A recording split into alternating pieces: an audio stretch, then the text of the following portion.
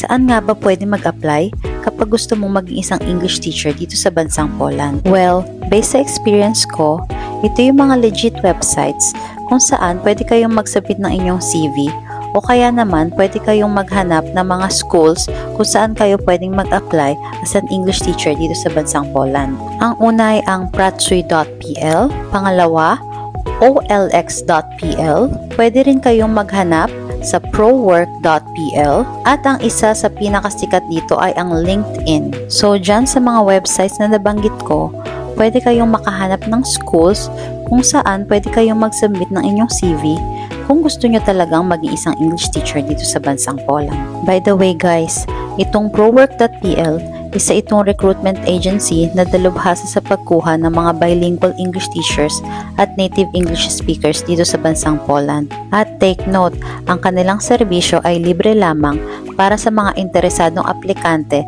na gustong maging isang English teacher dito sa bansang Poland.